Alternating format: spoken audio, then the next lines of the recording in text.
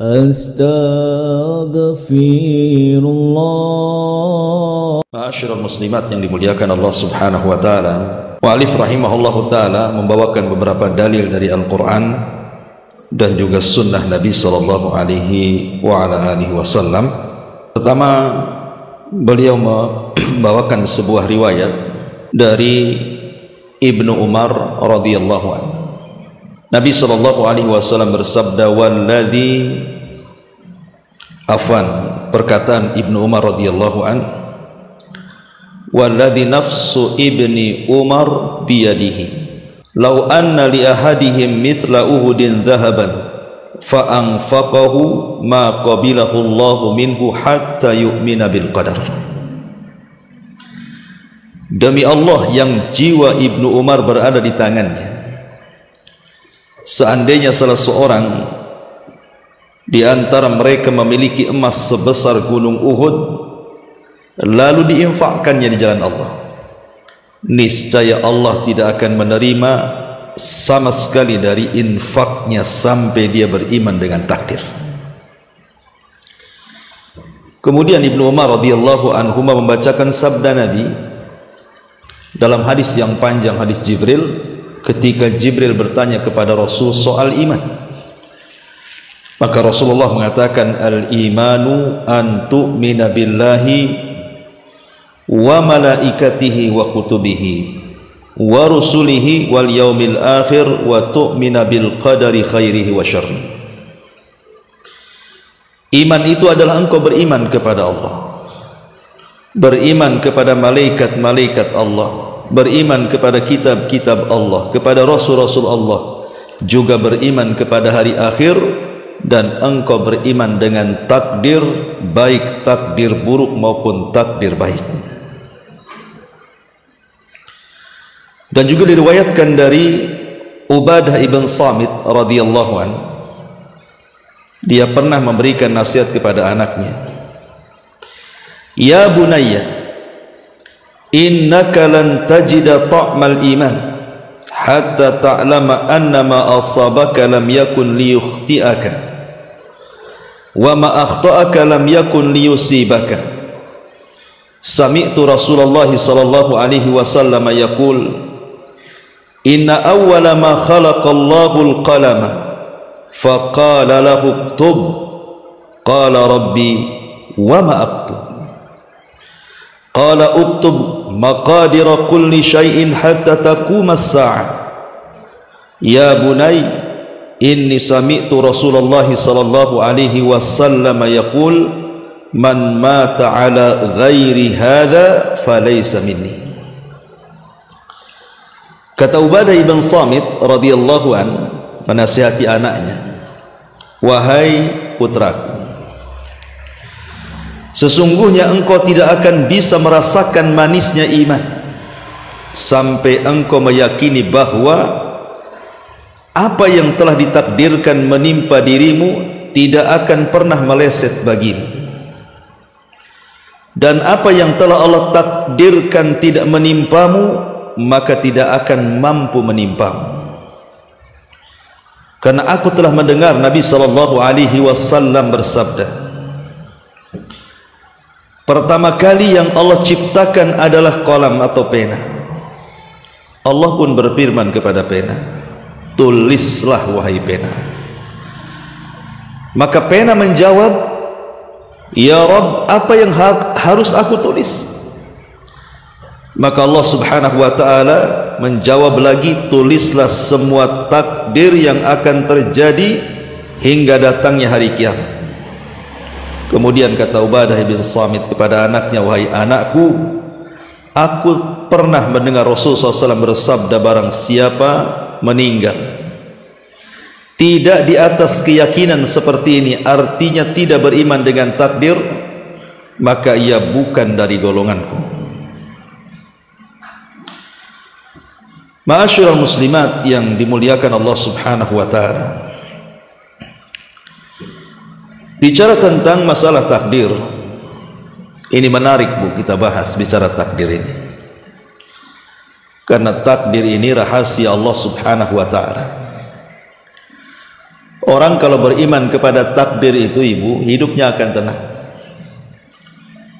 tidak akan pernah sedih, karena segala sesuatu yang terjadi kepada kita, baik buruknya itu semua sudah dicatat. Lalu apa yang disedihkan? Tapi sebelum kita akan membahas tentang thamaratu takdir, apa sih buah-buah takdir itu, kita akan memberikan pengetahuan seputar takdir. Ma'asyiral muslimat yang dimuliakan Allah Subhanahu wa taala, kita pernah membahas dulu waktu kita mengkaji kitab Arba'in Nawawi, hadis dari Abdullah ibn Mas'ud radhiyallahu an tentang bagaimana Allah Subhanahu wa taala ketika menciptakan kita dalam perut ibu kita, ketika di usia 4 bulan, apa kata Nabi sallallahu alaihi wasallam? "Tsumma yursalu ilaihil malak fayanfuhu fihi ruh wa yu'maru bi arba'i kalimat bi rizqihi wa ajalihi wa amalihi wa syaqiyyin aw sa'id." Kata Nabi sallallahu alaihi wasallam, maka Allah utus malaikat ketika janin berusia 4 bulan itu, kemudian meniupkan ruh dan mencatat segala takdir dia. Malaikat ini kemudian mencatat kepadanya pertama rizkinya. Jadi rizki sudah dicatat malaikat ketika kita masih dalam perut ibu kita. Kemudian yang kedua ajal kita. Kemudian yang ketiga amal kita. Dan yang terakhir kesudahan usia kita. Apakah kita su'ul khotimah, maknanya celaka, ataukah kita husnul khotimah, maknanya bahagia. Ma'asyiral muslimat yang dimuliakan Allah Subhanahu wa taala, pengarang kitab Tauhid menyebutkan tentang sumpah Ibnu Umar radhiyallahu anhu. Sebenarnya kisah Ibnu Umar ini begini ceritanya. Ada seseorang dari Basrah, dari Irak, namanya Humaid ibn Abdurrahman al-Himyari. Humaid ibn Abdurrahman al-Himyari ini berdua bersama Yahya ibn Ya'mur itu ingin ziarah ke kota Nabi sallallahu alaihi wasallam dan ingin berjumpa dengan salah seorang sahabat Nabi, karena ada yang ingin ditanyakan. Soalnya di Basrah itu ada seorang yang bernama Ma'bad al-Juhani, membuat paham baru dalam urusan takdir, di mana Ma'bad al-Juhani itu Allah berikan kecerdasan tapi menyimpang akidah dalam bab takdir. Dia mengingkari tentang catatan Allah Subhanahu wa taala. Jadi Allah tidak akan pernah mencatat sebelum hamba-hambanya berbuat. Kalau hamba berbuat baru dicatat, kalau hamba tidak berbuat tidak dicatat. Padahal beriman dengan takdir itu harus beriman dengan rukun-rukun takdir. Nanti saya akan sebutkan. Salah satunya adalah beriman bahwa segala sesuatu sudah dicatat. Lah akhirnya kemudian Humaid ibn Abdurrahman al-Himyari dan juga Yahya ibn Ya'mur ini Allah takdirkan berjumpa dengan Ibnu Umar radhiyallahu anhu. Kemudian keduanya menggandeng sebelah kiri kanannya. Mulailah kemudian Yahya ibn Ya'mur ini mengatakan kepada Ibnu Umar, "Wahai Ibnu Umar, wahai Abi Abdurrahman kunyahnya, sesungguhnya di negeri kami," maksudnya di Syam, "innahu qad dhahara kibalana nasun yaqra'una al-Qur'an." Sesungguhnya di negeri kami, subhanallah, banyak orang yang membaca Al-Quran, mereka memperdalam ilmu dan juga mereka rajin belajar. Masalahnya di sana ada seorang laki-laki yang mengajarkan paham beda, bahwa dalam bab takdir dia mengatakan al-amru unuf, bahwa perkara itu dimulai dari permulaan. Maknanya Allah tidak mengetahui kecuali hamba itu berbuat. Allah tidak akan mencatat kecuali hamba itu berbuat. Maka kemudian Ibnu Umar marah karena ini pemahaman sesat dalam takdir. Akhirnya kemudian Ibnu Umar dia mengatakan dengan sangat marahnya, katakan kepada orang yang mengajarkan soal paham sesat takdir itu, fa akhbirhum anni bari'um minhum wa annahum bura'u minni. Aku berlepas diri dari mereka dan mereka pun berlepas diri dari aku, karena mereka sudah mengingkari satu di antara rukun-rukun iman, tidak mengimani dengan lengkap soal takdir, sesat dalam bab takdir. Dari sinilah dia bersumpah demi yang jiwa Ibnu Umar di tangannya, kalau seandainya mereka menginfakkan gunung Uhud emas itu, maka Allah tidak akan pernah menerimanya sampai mereka beriman dengan takdir. Begitulah sebab perkataan Ibnu Umar. Kemudian Ibnu Umar menukilkan sebuah riwayat dari ayahnya Umar bin Khattab, hadis yang panjang yang disebut dengan hadis Jibril, sampai ketika Jibril bertanya soal iman, salah satunya Rasul mengatakan antu minabil qadari khairihi wa syarri, engkau beriman dengan takdir, baik takdir buruk ataupun takdir baik. Ma'asyiral muslimat yang dimuliakan Allah Azza wa Jalla, maka dari sini kita tahu bahwa beriman dengan takdir itu adalah bagian daripada beriman dengan rukun iman. Tidak boleh seorang mukmin kecuali harus beriman dengan takdir, bahwa Allah telah mentakdirkan kepada kita semuanya. Tidak ada yang luput dari takdir Allah. Inna kulla syai'in khalaqnahu biqadar, kata Allah. Sesungguhnya segala sesuatu kami sudah ciptakan atas takdir Allah Azza wa Jalla. Satu waktu Nabi Adam alaihi salatu wassalam berdebat dengan Nabi Musa. Soalnya adalah Musa berkata kepada Adam, anta Adam alladhi akhrajatka khati'atuka minal jannah. Engkau Adam, kesalahanmu yang membuat engkau keluar dari surga, sehingga kami yang harusnya di surga ikut-ikut pula turun ke dunia, kata Musa. Jadi Nabi Musa menyalahkan Adam.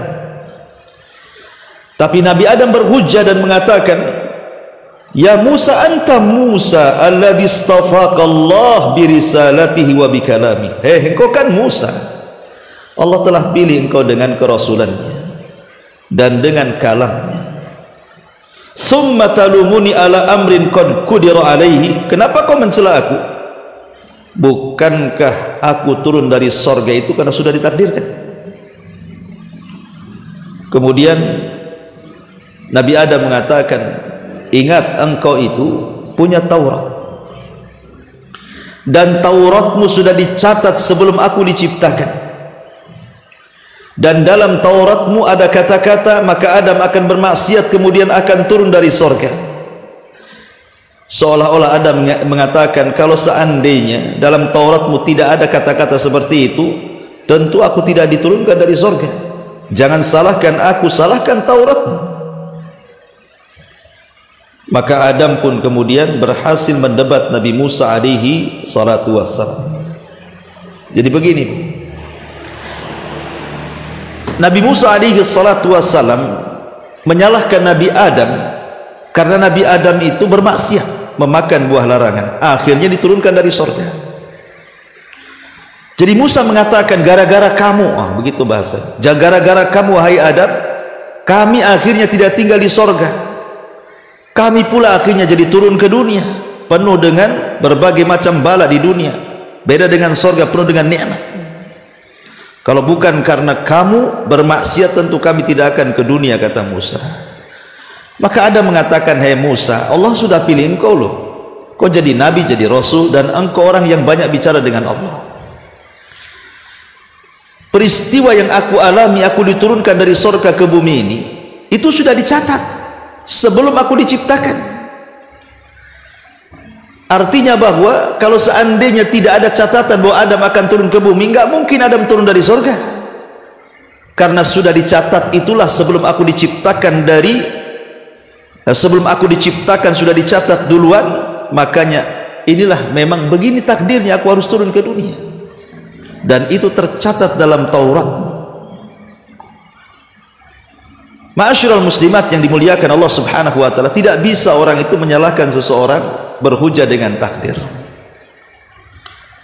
Ataupun kita bermaksiat tiba-tiba berhujah dengan takdir.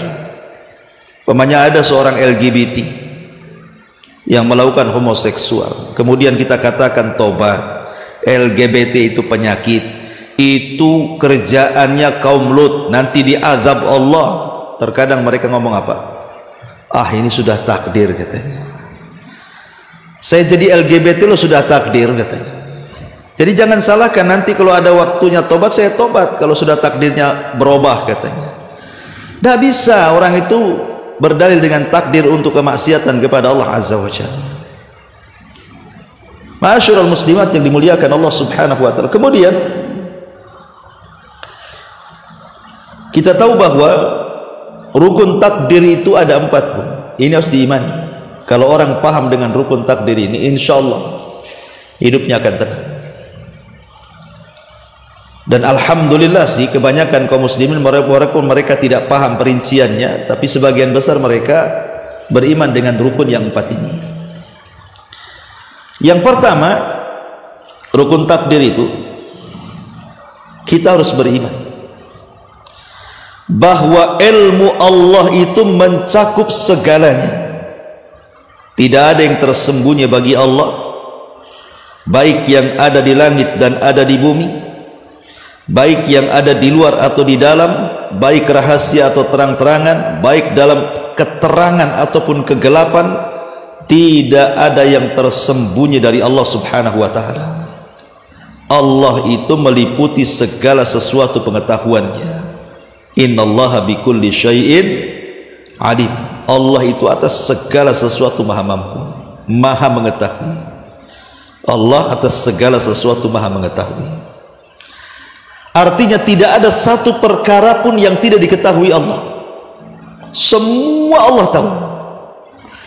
Sampai Allah Subhanahu wa taala berfirman dalam Al-Qur'an, wa indahu mafatihul ghaib la ya'lamuha illahu wa ya'lamu ma fil barri wal bahri wa ma tasqutu min waraqatin illa ya'lamuha wa la habbatin fi dhulumatil ardi wa la ratbin wa la yabisin illa fi kitabim mubin. Dan kunci-kunci semua yang gaib itu ada pada Allah. Tidak ada yang mengetahui selain Dia saja. Dia mengetahui apa yang ada di daratan, Dia mengetahui apa yang ada di dalam lautan. Tidak ada sehelai daun pun yang gugur yang tidak diketahui Allah. Tidak ada sebutir biji pun dalam kegelapan bumi, dan tidak pula sesuatu yang basah ataupun yang kering. Semua sudah diketahui Allah, dan semua sudah dicatat di Lauhil Mahfuz. Jadi Allah Subhanahu wa taala itu, kita harus meyakini ilmu Allah itu meliputi segalanya. Ini rukun takdir yang pertama yang harus kita pahami tentang ilmu pengetahuan Allah, bahwa Allah itu atas segala sesuatu maha mengetahui. Tidak ada yang tersembunyi bagi Allah. Sehelai daun pun di tengah malam yang jatuh Allah tahu. Bahkan Allah mengatakan, innahu ya'lamul jahra wa ma yakhfa. Allah tahu yang terang dan yang tersembunyi. Fa innahu ya'lamu sirra wa akhfa. Allah tahu yang sir, yang tidak tampak ataupun yang tampak. Bahkan Allah tahu mata-mata yang khianat. Mata-mata yang khianat, ta'lamu kha'inatal a'yun wa ma tukhfi sudur, ataupun yang kita sembunyikan dalam dada kita. Ya'lamu kha'inatal a'yun wa ma tukhfi sudur. Dia mengetahui pandangan mata-mata yang khianat dan apa yang terselubung dalam dada-dada manusia.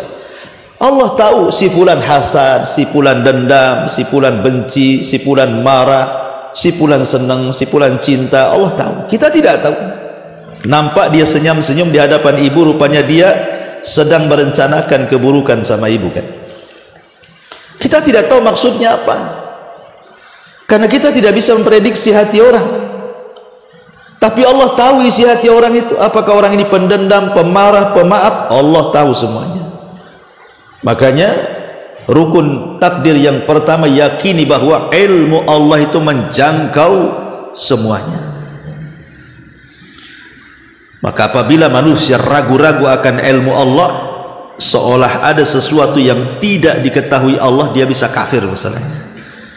Makanya Imam Malik dan juga Imam Syafi'i pernah mengatakan terhadap kelompok sesat Qadariyah, nadhirul qadariyata bil ilmi, fa in aqarru bihi khasim wa in jahaduhu kafir. Nadhirul qadariyah, debat orang-orang Qadariyah itu bil ilmi, suruh menetapkan pengetahuan Allah. Kalau mereka fa in aqarru, kalau mereka mau menetapkan ilmu Allah, debat mereka. Tapi kalau mereka menentang ilmu Allah, kafirkan saja. Ya, jadi orang yang ragu-ragu di sana ada sesuatu yang luput dari Allah Subhanahu wa taala, bisa kufur hukumnya. Ini yang pertama. Yang kedua, mengimani bahwa Allah telah menulis sebagian pengetahuannya, belum semuanya. Jadi sebagian pengetahuan Allah itu sudah dicatat, Bu, di Lauhil Mahfuz. Sebagaimana hadis Abdullah ibn Abbas radhiyallahu anhuma, saat Abdullah ibn Abbas radhiyallahu anhuma itu dia dibonceng oleh Nabi sallallahu alaihi wasallam. Ada mic-nya. Jadi Abdullah ibn Abbas radhiyallahu anhuma,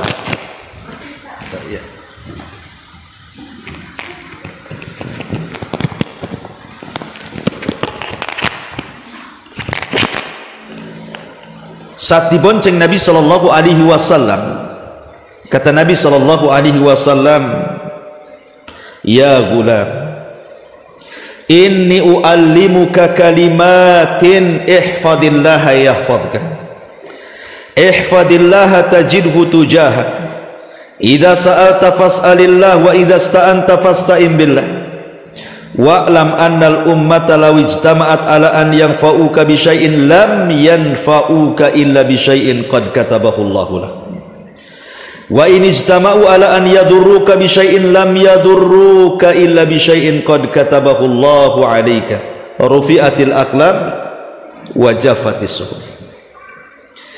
Kata Rasul kepada Abdullah ibn Abbas radhiyallahu anhuma, wahai anak muda, maukah ku ajarkan kau beberapa kalimat? Jaga Allah, Allah akan jaga kamu. Jaga Allah, niscaya Allah akan kau dapati di hadapan. Kalau kau minta, minta kepada Allah. Kalau kau minta pertolongan, minta pertolongan kepada Allah. Ketahuilah kalau seandainya umat ini berkumpul untuk memberikan manfaat kepadamu dengan sesuatu, manfaat tidak akan sampai kepadamu kecuali apa yang sudah Allah catat. Ataupun kalau manusia berkumpul untuk mencelakakan kamu, maka tidak akan mungkin kau celaka kecuali kecelakaan itu sudah dicatat. Kenapa? Karena kolam sudah diangkat dan suhuf sudah kering.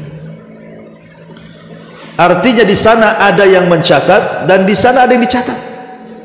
Pena mencatat pengetahuan Allah Subhanahu wa taala yang Allah perintahkan kepada pena, dan catatan itu terletak di sebuah papan di mana pena sudah kering, catatan sudah diangkat, artinya segala sesuatu sudah ada catatannya.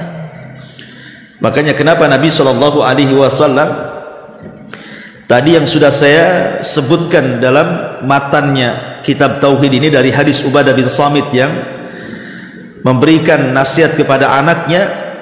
Salah satunya dia mendengar Nabi SAW mengatakan, sesungguhnya awal yang pertama Allah ciptakan kolam. Kemudian Allah katakan, hei kolam, catat. Kata kolam, ya Rabb, apa yang harus aku catat? Kata Allah, catat segala sesuatu yang akan terjadi sampai dibangkitkan kiamat. Maka yang kedua, mengimani Allah telah mencatat sebagian ilmunya di Lauhil Mahfuz. Ma'asyiral muslimat yang dimuliakan Allah Subhanahu wa taala. Makanya Allah Subhanahu wa taala menyebutkan dalam surah Al-Hadid ayat 22, ma asaba min musibatin fil ardi wala fi anfusikum illa fi kitabin min qabli an nabra'aha inna dzalika 'ala Allah yasir. Tidak ada satu bencana pun yang menimpa di bumi dan tidak pula pada dirimu, melainkan telah dicatat di Lauhil Mahfuz sebelum kami menciptakannya. Sungguh yang demikian itu mudah bagi Allah Azza wa Jalla. Maka rukun takdir yang kedua, Bu, kita yakin bahwa sebagian pengetahuan Allah sudah dicatat di Lauhil Mahfuz yang berkaitan dengan seluruh makhluknya termasuk kita. Semua takdir kita dicatat di sana, rizki kita, umur kita, amal kita, bencana kita, dan begitu seterusnya. Tidak ada yang luput bagi Allah Subhanahu wa taala.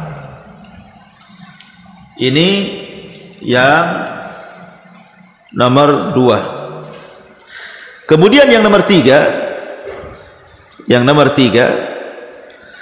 mengimani bahwa Allah Subhanahu wa taala yang menciptakan semua makhluknya. Bahwa Allah Subhanahu wa taala yang menciptakan semua makhluknya. Allahu khaliqu kulli syai'in. Allah lah yang menciptakan segala sesuatu yang ada di alam semesta ini. Tidak ada satupun yang luput dari ciptaan Allah Subhanahu wa taala. Baik ciptaan Allah itu berupa kebaikan ataupun ciptaan Allah itu berupa keburukan. Allah itu menciptakan segalanya. Baik ciptaannya buruk dianggap oleh kita atau ciptaannya dianggap baik oleh kita. Ya. Ma'asyiral muslimat yang dimuliakan Allah Subhanahu wa taala, tetapi ada catatan. Ketika Allah Subhanahu wa taala menciptakan keburukan, bukan berarti Allah melakukan keburukan ataupun Allah memerintahkan keburukan. Tidak. Allah hanya menciptakan keburukan itu, dan Allah tidak pernah melakukan keburukan, bahkan memerintahkan keburukan. Lalu kenapa Allah menciptakan keburukan? Allah menciptakan keburukan itu untuk ujian bagi kita manusia. Alladzi khalaqal mauta wal hayata liyabluwakum ayyukum ahsanu amala. Dialah yang menciptakan ada kematian, ada kehidupan, agar Allah menguji kalian mana di antara kalian yang paling baik amalannya. Jadi ketika Allah Subhanahu wa taala menciptakan keburukan itu, bukan berarti Allah melakukan keburukan ataupun memerintahkan keburukan. Tidak. Allah menciptakan keburukan itu hanya untuk ujian bagi manusia. Iblis itu adalah ra'sus syarri, kan Bu ya. Iblis itu adalah pusat daripada keburukan manusia.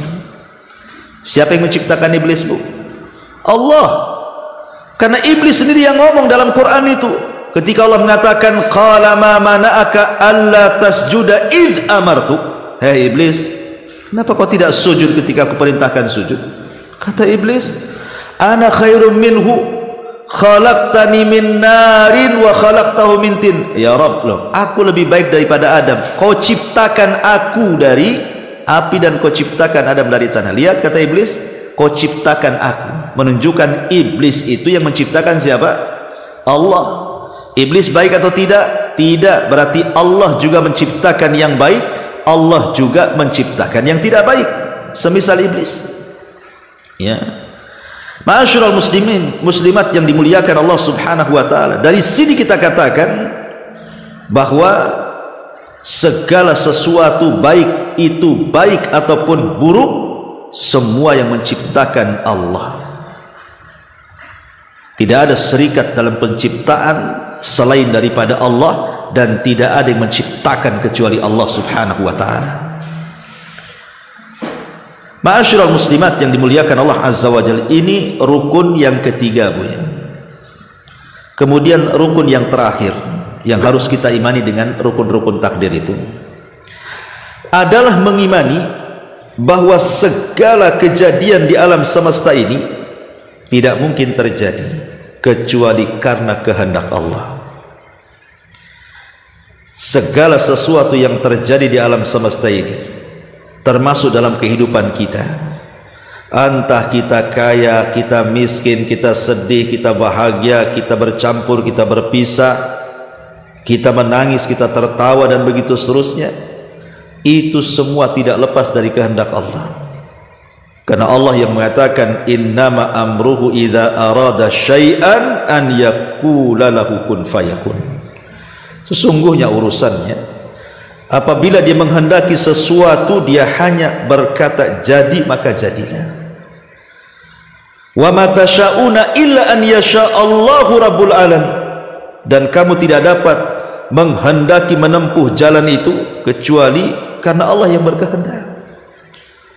Wa ma tasyauna illa an yasha Allah.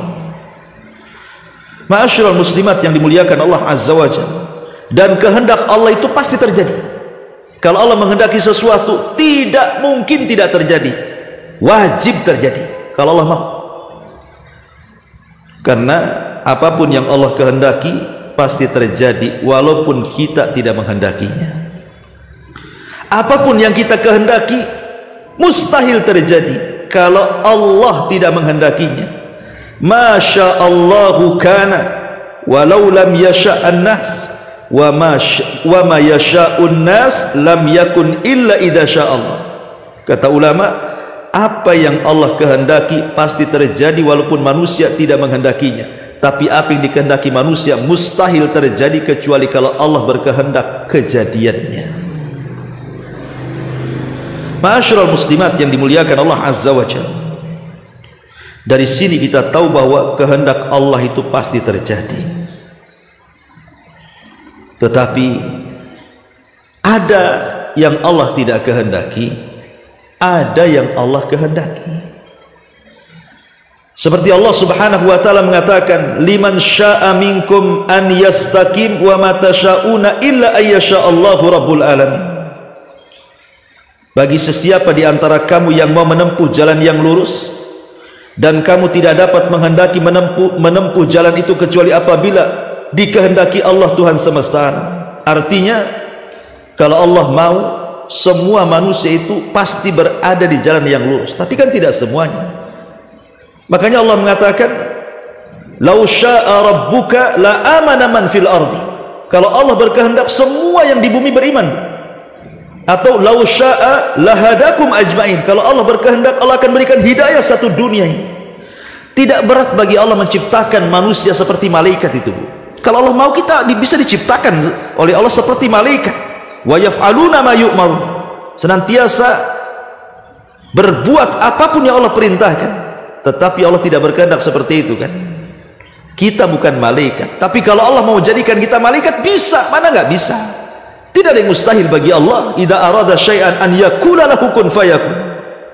Tetapi Allah tidak berkehendak seperti itu. Manusia bukan malaikat, tapi manusia diberikan ikhtiar yang tidak diberikan kepada para malaikat. Ikhtiar itu pilihan. Inna hadainahu sabila imma syakiran wa imma kafura. Sesungguhnya kami telah berikan manusia itu jalan. Ada jalan yang baik, ada jalan yang buruk, ada jalan yang syukur, ada jalan yang kufur. Wa amma thamud fahadainahum fastahabbul ama 'alal huda. Seperti kaum Tsamud, kami berikan hidayah, kami utus Rasul Nabi Hud kepada mereka, bukannya memilih petunjuk, malah buta dari petunjuk. Ma'asyiral muslimat yang dimuliakan Allah subhanahu wa ta'ala, dari sini kita tahu bahwa tidak ada satupun yang terjadi di alam semesta ini kecuali karena kehendak Allah. Termasuk kehendak-kehendak kita pun tetap di bawah kehendak Allah Azza wa Jalla. Maka setelah kita tahu, inilah disebut rukun takdir, Bu ya. Saya ulangi ini secara singkat. Rukun takdir itu satu, beriman bahwa Allah mengetahui segala sesuatu yang ada di alam semesta, di langit dan di bumi, tersembunyi atau terangnya.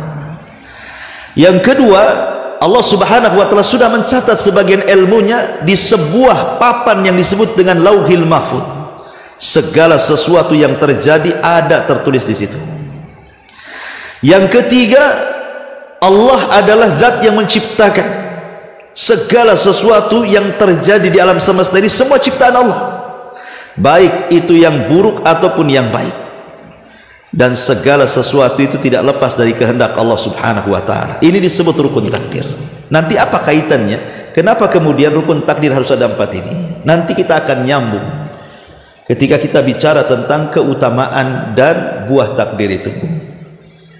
Ma'asyiral muslimat yang dimuliakan Allah Subhanahu wa Ta'ala, kalau ada orang yang ngomong seperti ini, kalau ada orang ngomong seperti ini, Allah kan mengetahui dengan ilmunya bahwa si Fir'aun itu akan kafir, Abu Jahal itu akan kafir, Abu Lahab itu akan kafir. Allah kan tahu dengan pengetahuannya bahwa orang-orang ini pasti kafir di bumi, ya. Kemudian setelah Allah tahu orang ini kafir, maka Allah akan catat tuh si anu kafir. Dengan pengetahuan si anu akan kafir, akhirnya dicatat, ya. Pertanyaannya, apakah si Fir'aun, si Abu Jahal, si Abu Lahab, si Qarun, si Namrud dan orang-orang kafir lainnya, mereka kafir karena dipaksa Allah? Kenapa Allah memaksa dia harus kafir? Karena Allah sudah menghendaki dia kafir dan Allah sudah mencatat dia kafir. Bisa dipahami pertanyaannya? Saya ulangi. Allah mengetahui dengan ilmunya bahwa Fir'aun, Namrud, Qarun, Abu Lahab, Abu Jahal itu kafir dengan pengetahuan Allah. Kemudian pengetahuan itu dicatat. Dalam catatannya Fir'aun kafir, si Namrud kafir, si Qarun kafir, Abu Lahab kafir, Abu Jahal kafir. Dalam catatan.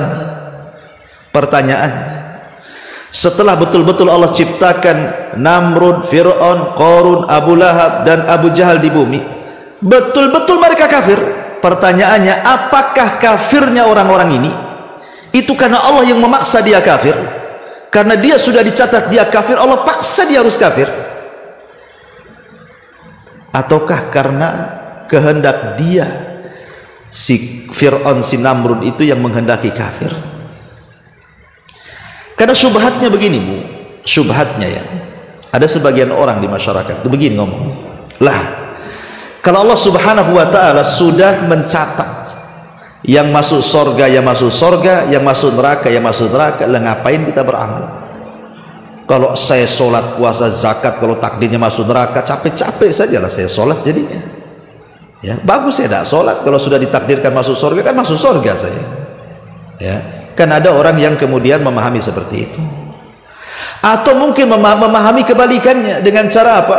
Karena Allah sudah mencatat si fulan dengan ilmunya, si fulan akan kafir, si fulan akan kafir, maka ketika Allah menciptakan betul-betul harus dikafirkan sama Allah biar sama dengan catatannya. Nah, ini kan syubhat yang berbeda satu dengan yang lainnya, ya. Kita jawab satu-satu. Ma'asyiral muslimat yang dimuliakan Allah Subhanahu wa Ta'ala, Allah Subhanahu wa Ta'ala berfirman dalam ayat yang tadi saya baca, inna hadainahus sabila imma syakiran wa imma kafura. Kata Allah, kami loh sudah berikan 2 jalan kepada engkau, ni jalan kesyukuran, ni jalan kekufuran. Kau milih mana? Milih mana? Mau jalan kesyukuran atau jalan kekufuran? Terserah. Allah tidak maksa kok, ya. Allah tidak maksa kita harus menuju jalan syukur atau menuju jalan kufur. Itu ikhtiar kita, pilihan kita. Maksud saya begini, ketika Allah subhanahu wa ta'ala dengan pengetahuannya si Fir'aun itu akan kafir, kemudian dicatatnya, kemudian betul-betul Allah ciptakan si Fir'aun, lah kekafiran si Fir'aun itu bukan karena Allah paksa dia harus kafir supaya sama dengan catatannya di Lauhil Mahfuz, tapi karena dia memilih, dia sendiri ingin jadi orang kafir. Jadi yang memilih kekafiran si Fir'aun itu ya si Fir'aun sendiri minta kafir dia. Si Abu Jahal sendiri yang memilih dia ingin kafir. Si Abu Lahab sendiri yang menjadikan dia ingin kafir. Si Qarun sendiri yang berikhtiar dia ingin kafir. Karena Allah tidak pernah memaksa orang. Allah itu tidak pernah maksa orang harus kafir, tidak. Justru Allah berikan pilihan dan Allah berikan kehendak kepada kita. Ini jalan yang baik, ini jalan yang buruk. Kok kamu pilih yang buruk? Ya jangan salahkan Allah. Tapi dengan pengetahuannya dari jauh-jauh zaman Allah sudah tahu memang orang ini pasti kafir. Tapi kekafirannya bukan karena dipaksa Allah, tapi karena kehendak dia. Bisa dipahami ya? Mudah-mudahan paham. Ya, memang kalau urusan takdir ini bulak belok ya saya terangkan saja. Ya. Intinya begini Bu, bahwa manusia itu tidak ada yang dipaksa. Manusia itu punya pilihan. Ini yang baik, ini yang buruk. Ya milihlah. Ya. Makanya kenapa Allah Subhanahu wa ta'ala berikan kepada badan kita ini, Allah kasih mata, Allah kasih hidung, Allah kasih telinga, Allah kasih kaki, tangan, hati, pikiran. Untuk apa gunanya tuh? Untuk memilih mana jalan yang baik, mana jalan yang buruk. Ya. Karena seseorang itu kan harus ada sebab Bu. Harus mencari sebab. Orang ingin masuk surga itu harus cari sebab. Jangankan urusan surga Bu ya, urusan akhirat. Orang ingin masuk surga harus pakai sebab, sebabnya sholat, sebabnya ibadah gitu. Urusan dunia saja harus pakai sebab. Jangan tawakal kepada takdir. Pamannya gini, Ustaz saya nggak akan makan 3 hari. Kenapa? Kalau takdirnya kenyang kok katanya. Kira-kira ibu hidup nggak 3 hari? Iya. Ya. Ibu kan tawakal dengan takdir. Kalau takdirnya nggak mati kan nggak mati. Ya. Ustadz saya nggak mau nikah. Kenapa? Saya tuh pengen punya anak tapi nggak mau menikah. Kalau lo takdirkan saya punya anak kan pasti punya anak. Punya anak nggak tuh? Ya anak angkat mungkin, anak orang diambil. Ya. Itu urusan dunia saja mencari sebab tuh. Mencari sebab urusan dunia. Nggak bisa kemudian seseorang itu hanya berfokus kepada takdir saja. Kalau saya sudah gini ya sudah. Nggak begitu. Seperti orang LGBT, dia mengatakan ini kan sudah takdir Allah. Tidak, kau cari sebab kesembuhan. Kau ini sakit, bukan sehat. Ya. Kau sakit karena Allah tidak pernah menciptakan itu LGBT. Allah ciptakan laki-laki suka perempuan, bukan laki-laki suka laki-laki. Makanya Allah ciptakan Adam dengan Hawa, bukan Adam dengan laki-laki, dengan Hawa perempuan. Jadi nggak bisa kemudian kita menyandarkan kepada takdir. Sebagaimana jangan pernah kita katakan kita dipaksa takdir. Kenapa seperti ini? Karena takdir yang memaksa saya seperti ini. Kita tidak dipaksa takdir. Kita ini punya pilihan. Di hadapan kita nih, kalau seandainya saya katakan, ibu mau kemana? Ke Batu Haji. Saya katakan ke Batu Haji itu ada 2 jalan loh Bu. Satu nih jalan ini, kalau ke Batu Haji penuh dengan perampok, penuh dengan penjahat, kemudian penuh dengan binatang buas di situ, kemudian gelap gulita. Kemudian saya katakan, yang ini ada jalan lagi sama-sama ke Batu Haji, yang ini terang, jalannya luas. Oh, pokoknya banyak orang. Kira-kira Bu, ibu milih yang mana? Milih yang terang lah. Atas kehendak siapa? Ibu yang berkehendak, ngambil sebab supaya selamat. Ya. Jadi begitu caranya memahami takdir itu. Ma'asyiral muslimat yang dimuliakan Allah Subhanahu wa ta'ala. Setelah kita tahu, dan takdir itu Bu, takdir itu kan ada 4 macam ya. Ada namanya takdir secara mutlak, di mana semua nasib kita, semua nasib alam semesta, semua nasib makhluk Allah sudah dicatat di Lauhil Mahfuz. Itulah yang Allah Subhanahu wa ta'ala firmankan di dalam Al-Quran, ya, bahwa Allah Subhanahu wa ta'ala mengatakan ma asaba min musibatin fil ardi wala fi anfusikum illa fi kitabim min qabli an nabra'aha inna dzalika 'ala Allahi yasir bahwa apapun bencana yang menimpa di bumi dan yang menimpa dirimu sendiri semua sudah dicatat, maksudnya di mana? Di Lauhil Mahfuz. Itu takdir umum namanya. Takdir kita sudah dicatat di Lauhil Mahfuz. Kemudian yang kedua ada takdir lain, ya, yang disebut takdir takdir umri, takdir umur. Kapan itu? Saat kita berada di perut ibu kita. Malaikat mencatat rizki kita, mencatat ajal kita, mencatat amal kita, dan mencatat akhir kehidupan kita bahagia atau celaka. Itu namanya takdir umri namanya. Kemudian yang ketiga ada namanya takdir sanawi, takdir tahunan, dan itu di malam Lailatul Qadar. Jadi Allah Subhanahu wa taala mendaur ulang takdir kita setahun itu. Di malam Lailatul Qadar fiha yufraqu kullu amrin hakim. Di malam itu kami daur ulang lagi itu takdir-takdir manusia. Dan ada namanya takdir harian, fi kulli yaumin huwa fi sya'an. Setiap hari Allah sibuk dengan hambanya. Terkadang Allah menghidupkan, Allah mematikan, Allah membuat sakit, Allah membuat orang itu sehat, Allah membuat orang itu kaya, Allah membuat orang itu miskin, Allah membuat orang ini sedih, orang membuat orang ini bahagia, orang membuat orang ini tertawa, orang membuat orang ini, Allah membuat orang ini menangis, dan begitu seterusnya. Allah sibuk ya mengurus hambanya, dan kita lihat itu hari-hari ada orang mati, ada orang hidup, melahirkan, dan begitu seterusnya. Ya, lah ini semua adalah disebut dengan taksimul qadar. Ya, pembagian takdir. Ada takdir yang umum di Lauhul Mahfuz, ada takdir umri di dalam perut ibu kita, ada takdir tahunan di malam Lailatul Qadar, dan ada takdir di setiap hari. Allah itu sibuk dengan hamba-hambanya. Fi kulli yaumin huwa fi syan. Setiap hari Allah itu sibuk. Ya. Yang ingin saya utarakan ini yang paling penting, ya. Setelah kita mengkaji dari awal sampai akhir, emboh paham atau tidak ibu-ibu, pokoknya sudahlah dari awal sampai akhir sudah cerita saya. Sekarang masuk, apa sih pentingnya? Pentingnya seseorang itu beriman dengan takdir itu apa pentingnya? Perhatikan firman Allah Subhanahu wa taala. Allah Subhanahu wa taala berfirman di dalam Al-Qur'an, "Ma asaba min musibatin fil ardi wala fi anfusikum illa fi kitabim min qabli an nabra'aha inna dzalika 'ala Allahi yasir likaila tas'au 'ala ma fatakum wala tafrahu bima atakum wallahu yuhibbu kulla mukhtalin fakhur." Setiap bencana yang menimpa di bumi dan yang menimpa kepada dirimu sendiri, semuanya telah dicatat di Lauhil Mahfuz sebelum kami ciptakan dia.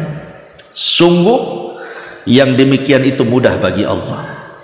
Agar kamu, di sini syahidnya Bu, dengarkan, agar kamu tidak bersedih hati terhadap apa yang luput dari kamu, dan agar kamu tidak terlalu gembira terhadap apa yang diberikan kepadamu, dan Allah tidak menyukai orang-orang yang sombong dan membanggakan. Maksudnya begini Bu, orang kalau betul-betul beriman dengan takdir, bahwa segala sesuatu tidak luput dari pengetahuan Allah, segala sesuatu tidak luput dari catatan Allah, segala sesuatu tidak mungkin terjadi karena Allah yang menciptakannya, segala sesuatu tidak mungkin terjadi kecuali karena kehendaknya, hati kita tenang. Ketika Allah Subhanahu wa taala memberikan musibah kepada kita, kita tidak terlalu sedih. Kaila ta'sau 'ala ma fatakum. Umpamanya orang ini dipecat dari pekerjaannya, jatuh dari kendaraan, kemudian cacat permanen. Orang ini mungkin bercerai, ya, atau mungkin sulit ekonomi, atau apalah musibah, ya, yang menimpa kita ini. Kalau seandainya Allah timpakan musibah kepada kita Bu, kalau kita beriman dengan takdir, kita tidak akan sedih. Tidak akan sedih. Walaupun sedih itu tidak akan lama. Walaupun sedih itu ya tidak sedih sekali. Kenapa? Karena dia yakin musibah itu tidak luput dari pengetahuan Allah, tidak luput dari catatan Allah, tidak luput dari ciptaan Allah, dan tidak luput dari kehendak Allah. Tenang Bu. Itu kalau kena musibah. Tapi kalau ditimpa oleh Allah Azza wa Jalla kesenangan, Allah berikan nikmat yang banyak, dia tidak akan begitu bahagia, tidak akan gembira, tidak akan jadi sombong. Tidak. Kenapa? Karena semua sudah dicatat. Bosnya harus kaya, itu Allah yang catat. Lalu apa kebanggaannya?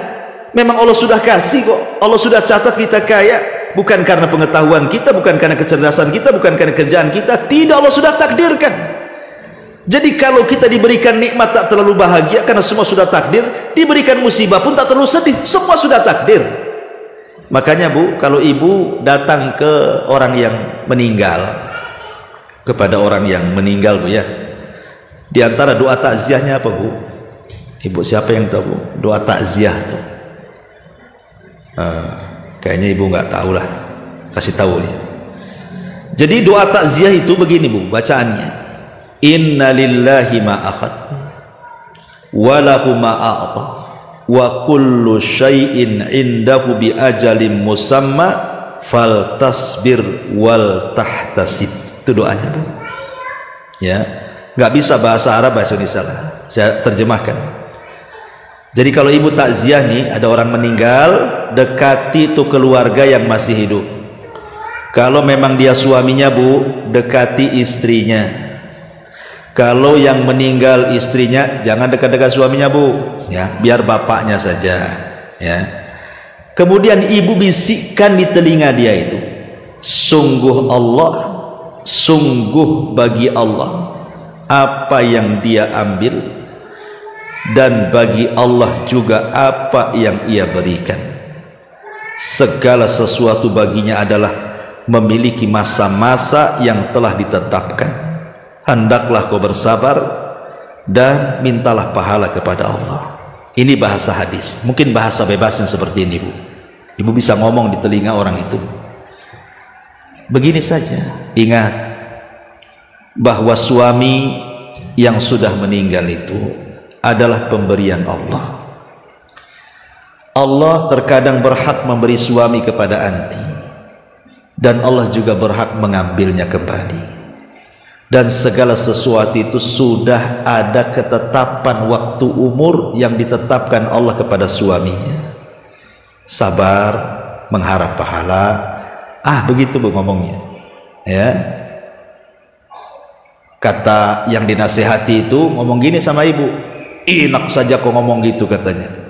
Iya, suamimu masih hidup katanya.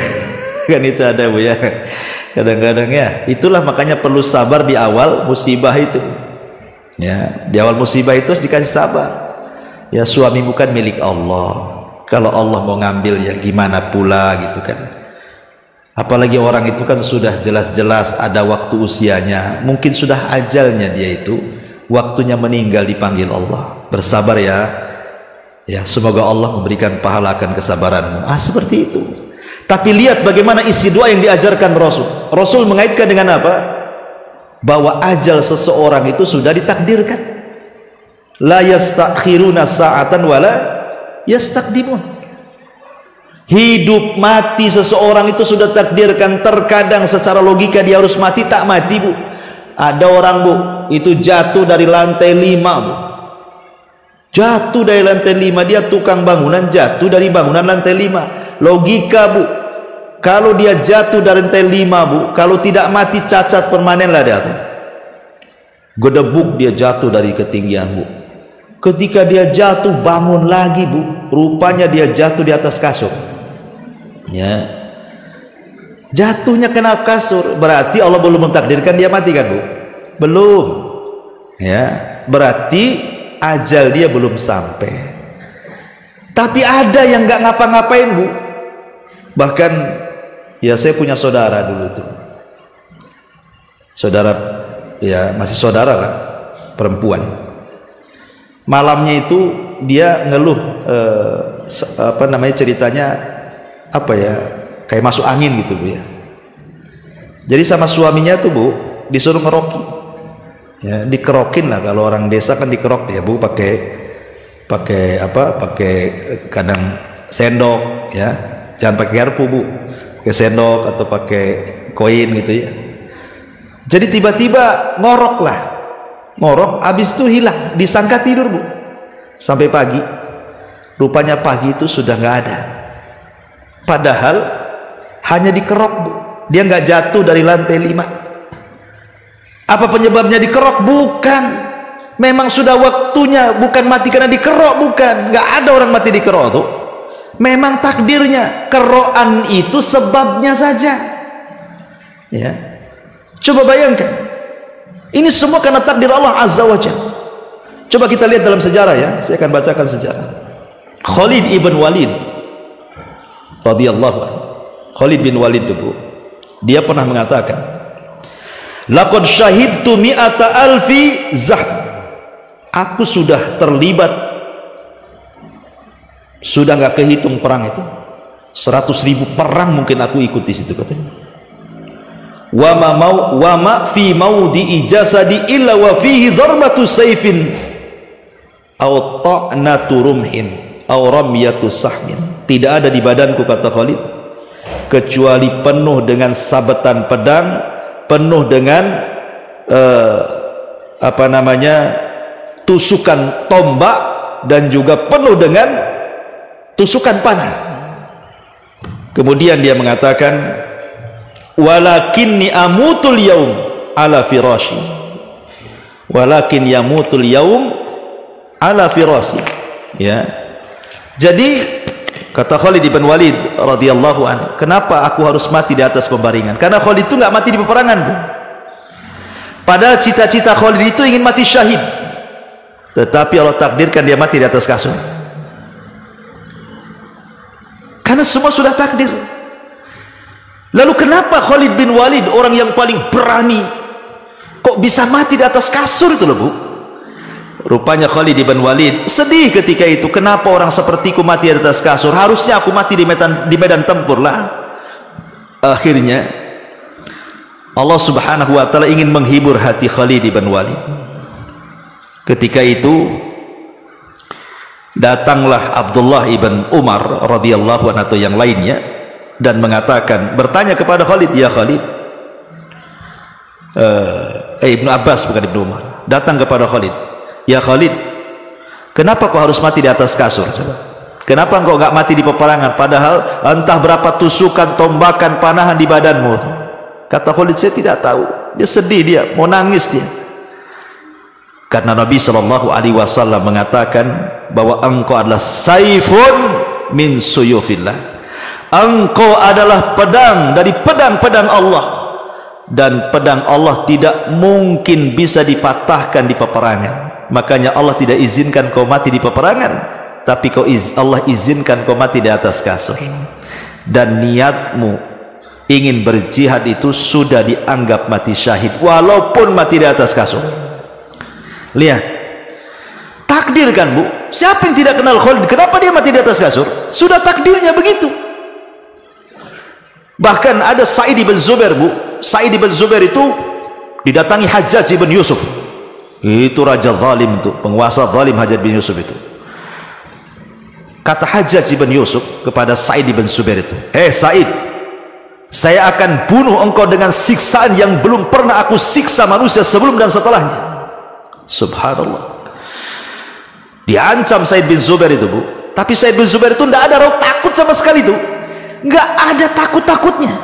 Pada sudah jelas-jelas dia terikat di depannya penguasa zalim yang pasti hari itu kalau dia dibunuh pasti mati.